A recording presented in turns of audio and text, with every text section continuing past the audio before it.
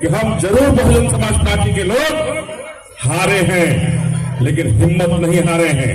आपके आशीर्वाद से बाबा साहब के सपनों को पूरा करने की ललक है, माननीय काशीराम साहब के मिशन को पूरा करने की हनक है।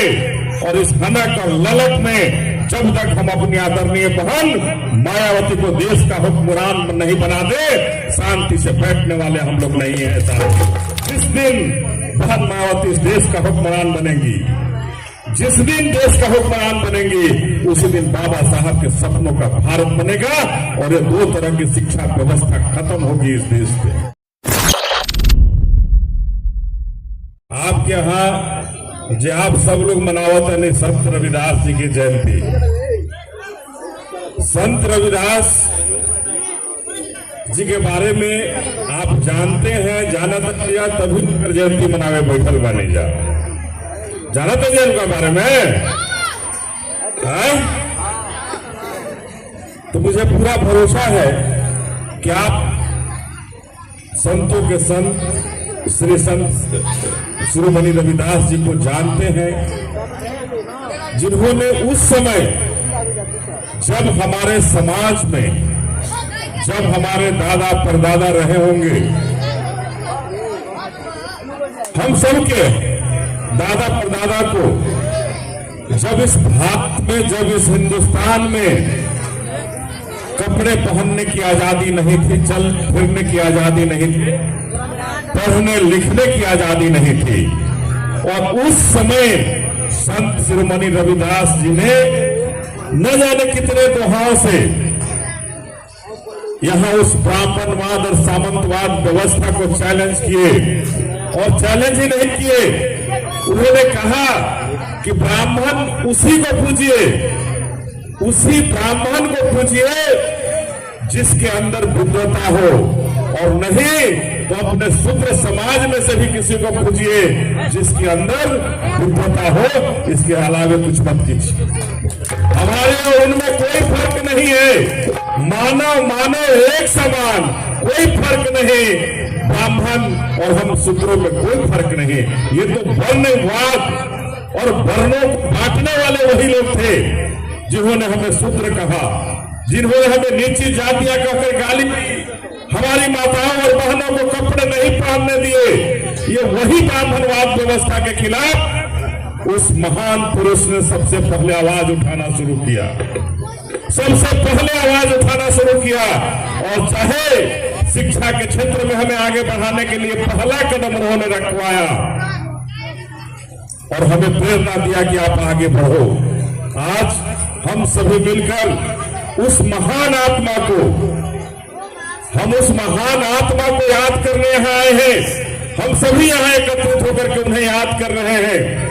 और जब हमें पढ़ने लिखने की आजादी मिली है, तो इसमें अगर सबसे बड़ा योगदान है तो उस योगदान में संत रविदास जी के कम योगदान नहीं है, क्योंकि उन्हीं संत रविदास जी की समानता के अधिकार की बात को बाबा साहब ने एक सुंदर संविधान बनाकर सजाने का काम किया और कानूनी रूप से हम सबको समानता का अधिकार दिलाने का काम किया।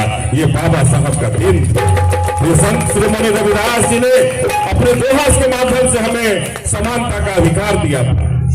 आज हमारे बच्चे, हमारी बेटियां शान से स्कूल जाते हैं, स्कूल जाते हैं, कोई रोकता नहीं है स्कूल जाने में, लेकिन इस वर्णवादी व्यवस्था ने, इस वर्णवादी व्यवस्था ने आज फिर से हमारे साथ खिलवाड़ करना शुरू कर दिया है। आज इस व्यवस्था ने हमारे बाबा साहब के संविधान को फतवा बनाना शुरू कर दिया है, और बाबा साहब के संविधान में कहीं ऐसी बात नहीं थी कि दो तरह की शिक्षा व्यवस्था बना देना। इस भारत में दो तरह की शिक्षा व्यवस्था बन गई है।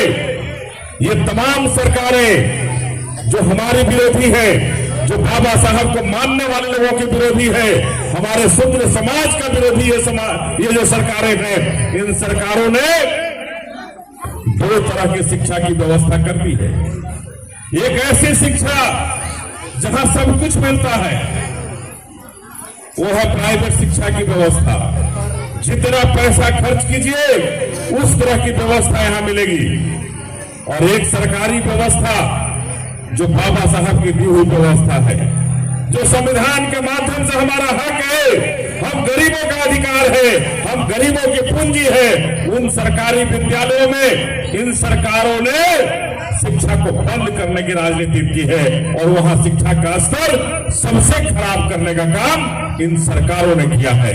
तो हम आए हैं आप सबों से कहने कि हम यहाँ लोकसभा के प्रत्याशी थे, बक्सर लोकसभा से आए थे प्रत्याशी बनकर। आप सबों ने अपना भरपूर प्यार दुलार आशीर्वाद दिया, लेकिन बहुजन समाज पार्टी जीत नहीं सकी थी। लेकिन आपने देवरिया से कोई कोर कसर बाकी नहीं छोड़ा था। तमाम माताओं बहनों को, अपने भाइयों को, बंधुओं को, सबको मैं बहुत बहुत आभार व्यक्त करना चाहता हूं, धन्यवाद देना चाहता हूं कि आपने बहुत प्यार दुलार आशीर्वाद देकर बहुजन समाज पार्टी को यहां से जिताने का काम किया था। अपने आशीर्वाद से देवरिया पंचायत से जिताने का काम किया था। लेकिन हम आगे जाकर कहीं और हम लोग हार गए, हम लोग जीत नहीं सके। आप तमाम माता बहनों का आभार व्यक्त करते हुए कहना चाहता हूं कि हम जरूर बहुजन समाज पार्टी के लोग हारे हैं, लेकिन हिम्मत नहीं हारे हैं। आपके आशीर्वाद से बाबा साहब के सपनों को पूरा करने की ललक है, माननीय काशीराम साहब के मिशन को पूरा करने की हनक है। और इस हनक और ललक में जब तक हम अपनी आदरणीय बहन मायावती को देश का हुक्मरान नहीं बना दे, शांति से बैठने वाले हम लोग नहीं है साहब। तो मैं तमाम अपने माताओं और बहनों को कहना चाहता हूं, भाइयों से कहना चाहता हूं, अभिभावकों से कहना चाहता हूं कि आप भी हिम्मत बनाए रखिए और अपने हाथी को पहचानते रहिए। और आपका हाथी, यही आपका हाथी संत रविदास के सपनों को साकार करेगा और संत रविदास का जो सोच था उस सोच को साकार करेगा, उनके दोहों को साकार करेगा और मान्यवर काशीराम साहब के मिशन को पूरा करेगा और बाबा साहब के सुंदर सपनों को पूरा करेगा। आज देख रहे हैं कि लोकसभा में भी भारत का गृह मंत्री को कहना पड़ता है, भारत के गृह मंत्री को कहना पड़ता है कि क्या तुम जय भीम का नारा लगा लिए हो, जय भीम से कुछ नहीं होगा। मैं आपके माध्यम से आपके देवरिया में भी ये कहना चाहता हूं कि अगर जय भीम से कुछ नहीं होगा तो किससे होगा आप बता दो। जय भीम हमारे भगवान हैं, जय भीम हमारा भगवान है। तुम जिस भगवान का पूजा करते हो कर लेना, लेकिन हमारे भगवान ने जिंदा रहते हमें जीने का अधिकार दिया, हमारी माताओं और बहनों को कुर्सियों पर बैठने का अधिकार दिया, हमें नौकरी करने का अधिकार दिया, हमें पढ़ने का अधिकार दिया। ये हमारे भगवान का करामात था जो हमारे भारत को एक सूत्र में बांधकर चलने का अधिकार दिया है। तो बस यही कहेंगे कि हम बाबा साहब को मानने वाले लोग हैं और यही चाहते हैं, यही तमन्ना लेकर आए हैं कि हम अपने बाबा साहब के सपनों का भारत बनाना चाहते हैं। अगर ये गलत है तो जरूर हम सबों को बाहर कर दीजिएगा, लेकिन अगर ये सही है कि आप भी चाहते हैं कि हम बाबा साहब के सपनों का भारत बनाए, अपने संत रविदास के सपनों का भारत बनाए, अपने संत रविदास के सपनों का, उनके दोहाओं का भारत बनाए, तो निश्चित रूप से एक बार बहुजन समाज पार्टी को मजबूती के साथ खड़े होइएगा उसके साथ, और खड़े होकर आदरणीय बहन मायावती को देश का हुक्मरान बनाने के लिए मजबूती के साथ रखिए। निश्चित रूप से जिस दिन बहन मायावती इस देश का हुक्मरान बनेंगी, जिस दिन देश का हुक्मरान बनेंगे, उसी दिन बाबा साहब के सपनों का भारत बनेगा और ये दो तरह की शिक्षा व्यवस्था खत्म होगी इस देश में। दो तरह की शिक्षा व्यवस्था खत्म होगी, दो तरह के अस्पताल खत्म होंगे और प्राइवेट अस्पताल की जगह पे सरकारी अस्पतालों में हमें वो शिक्षा। हेलो।